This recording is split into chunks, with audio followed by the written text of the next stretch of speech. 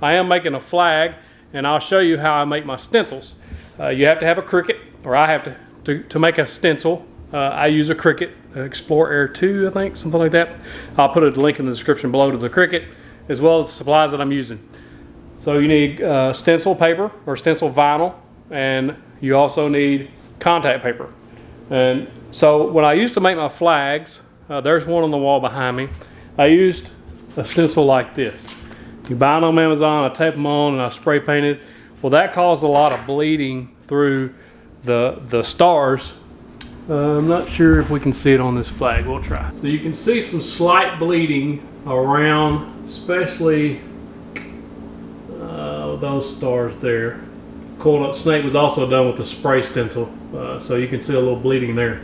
And the reason I use the Cricut Explorer Air 2 to make my stencils is I can customize different fonts and things like that, different designs, etc., etc. So, and when you stick a stencil on that actually sticks to the wood, then you paint it, and then you can peel it off. It doesn't hurt the wood, but it leaves nice crisp lines most of the time. There's still some slight bleeding if your wood has a lot of grain in it, so keep that in mind.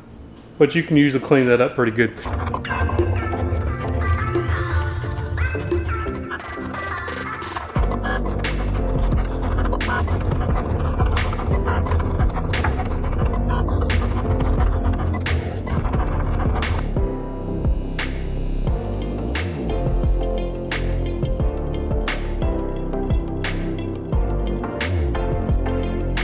So I bought this at Hobby Lobby.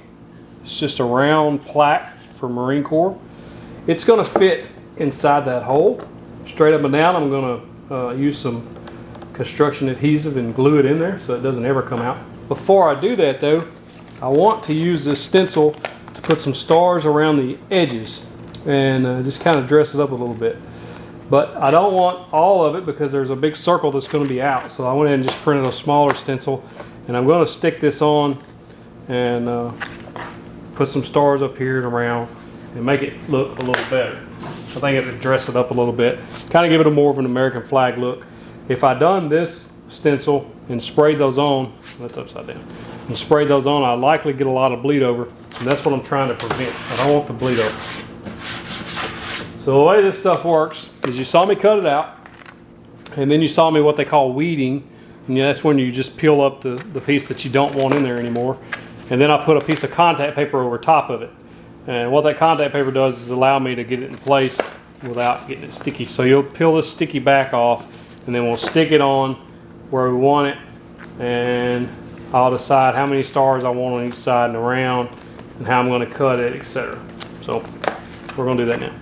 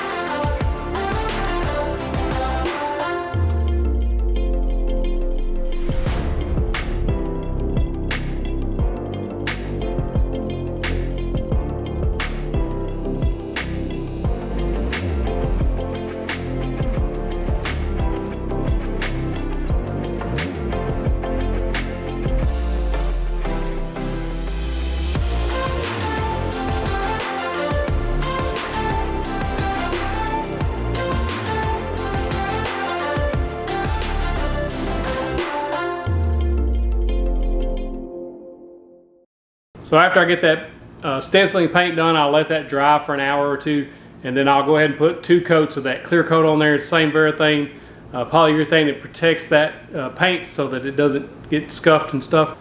So if you're doing a lot of custom work, or if you want to get into custom work, I recommend the Cricut 2.